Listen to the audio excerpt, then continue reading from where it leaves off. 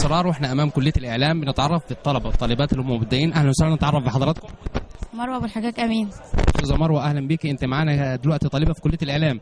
ايه شعورك النهارده واول يوم في بيت الكليه وافتتاح؟ بصراحه اكيد طبعا فرحه وسعاده، واول مره احضر افتتاح كده بالمنظر ده بصراحه، وانا مبسوطه وفرحانه خالص يعني. تعرف بحضرتك؟ فاطمه الزهراء عبد الحميد. استاذه فاطمه، ايه اخبارك وانت بقى طالبه اولى في كليه الاعلام وبتتمني في يوم تمسكي مايك او تمسكي كاميرا، او تخصصك هيكون ايه ان شاء الله؟ والله انا مبسوطه جدا ومحسه بالفخر اني شاركت في تاسيس الكليه هنا ومعاهم، ومبسوطه واتمنى يعني ان ابقى اي حاجه، مش ماليش تخصص معين، يعني مش حابه تخصص معين لسه. انا هنا بناخد مقدمات في كل ماده، فكل حاجه حلوه عايزيني ادخل فيها يعني. شكلك هتبقى اعلاميه كويسه. تعرف بحضرتك؟ اسمي سمر خالد. سمر خالد. اخت سمر، انت في سنه اولى كليه اعلام. طب ايه شعورك بقى لما اصبح لنا في هنا كليه اعلام؟ لا، هي صراحة فرحة جامدة وكبيرة لكل الصعيد، لأنها تبقى فتحة كبيرة، لأنها تبقى عبارة عن همزة الوصل ما بين القاهرة وهنا. أتمنى طبعا إن تتطور وتبقى فعلا تقدر كلية هنا تنقل الصعيد وتخليه حاجة كبيرة. كنت تعرف بحضرتك؟ أمنة شعبان أحمد رضوان. اخت امنه، انت سنه اولى كليه اعلام؟ طب ايه بقى شعورك والكليه دلوقتي في افتتاحها في العرس القنائي الجديد ده؟ والله احنا سعداء جدا ان احنا اصلا يعني احنا فرحانين بان احنا شاركنا في افتتاح الكليه، وان احنا كان لينا كيان. احنا حاسين ان احنا اسسنا مع مثلا السيد رئيس الجامعه والسيد العميد، كلهم تعبوا معانا بصراحه، ويعني هم اللي خلونا نبقى في الواجهه الحلوه دي. تعرف بحضرتك؟ دينا كمال عبده. هنا ليكي كلام عاوزه تقوليه بخصوص كليه الاعلام بتاعتك الجديده؟ لا، انا فرحانه جدا بصراحه ان كليه الاعلام فتحت في هنا وكده، يعني دي حاجه بصراحه عظيمه يعني. وطبعا كلنا بنجتهد عشان نعلي كليه الاعلام في هنا عشان يبقى لها اسم كده. انت بقى جا صوتك مع الزمر، اخبارك ايه؟ طمنينا على كليه الاعلام.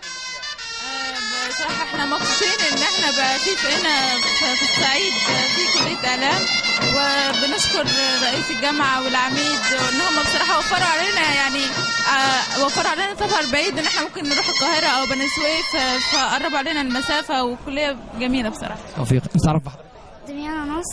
دميانة نصر. اخت دميانة، انت سنه اولى اعلام، ايه اللي بتتمنيه للكليه بتاعتك؟ اتمنى لها دوام الازدهار والتقدم ان شاء الله، واشوفها في اروع صوره، لان دي شرف ان يبقى لينا في هنا كليه كبيره زي كده وليها اسمها ومركزها. كفايه ان هي ثالث كليه على مستوى الجمهوريه كلها. ربنا يكرمنا ان شاء الله وتبقى في احسن صوره دايما، ونشوفها متالقه دايما. نورهان عادل عبد العزيز من سوهاج. نورهان؟ نورهان عادل. طب نورهان، ايه اخبار الكليه وبداياتها واولى المحاضرات وانت ككليه اعلام؟ عامة هي من بداية ما ظهرت، من بداية الكلية، من بداية العام الدراسي، وفي انتظام، ومن أول يوم بناخد محاضرات، وكل الدكاترة ملتزمة بمواعيدها وبتدخل في ميعادها، وكلنا متعاونين. كلية جميلة جدا، أتمنى لها يا رب. هي أول كلية في الصعيد، أو فيها قسم جديد كمان، تكنولوجيا الاتصال، ده أول مرة ينزل على مستوى الجمهورية، تميز بيه كليتنا. التوفيق ان شاء الله. تعرف بحضرتك؟ صفاء سعد الدين يوسف. سمارة، ايه اخبارك بقى مع كليه الاعلام الجديده بتاعتك؟ الحمد لله، كلية فخمة كلية الإعلام، وكلية قمة يعني، وإحنا كلية ممتازة يعني، وفيها قسم جديد اللي هو الإعلام الإلكتروني السنة دي، والإذاعة والتلفزيون. التوفيق إن شاء الله.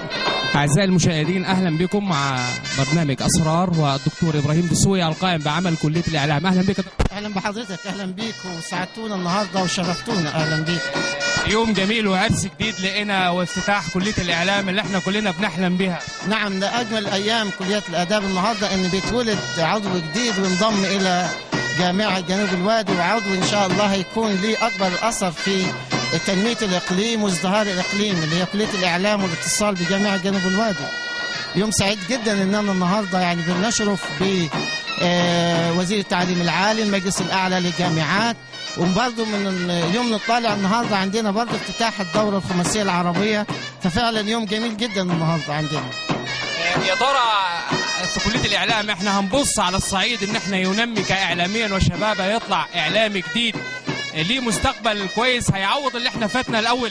نعم يعني عندنا احنا مواهب عظيمة جدا، وكلكم انتوا أبناء الصعيد، وأبناء الصعيد كلهم مواهب، وان شاء الله كليه الاعلام هيكون لها دور عظيم جدا في صقل المواهب دي وتقديم وجوه وكفاءات وتقديم عناصر ان شاء الله هيكون لها دور عظيم جدا باذن الله في تطور الاعلام المصري عموما واعلام الصعيدي بصفه خاصه، لان الاعلام عندنا احنا حاليا اصبح علم مع الموهبه، عند صقل الموهبه بالعلم. الاثنين ان شاء الله هيكون ليهم دور عظيم جدا في تنميه اقليم جنوب الصعيد وتنميه الصعيد عموما يعني. خلوا الشكر وتقدير يا دكتور بالتوفيق ان شاء الله. شكرا جزيلا واهلا بيكم وسعدنا بيكم النهارده وسعدنا باليوم السعيد النهارده. كل سنه وانتم طيبين وكل افتتاحيه ان شاء الله واحنا بخير وانتم بخير ومصر بخير ان شاء الله. شكرا.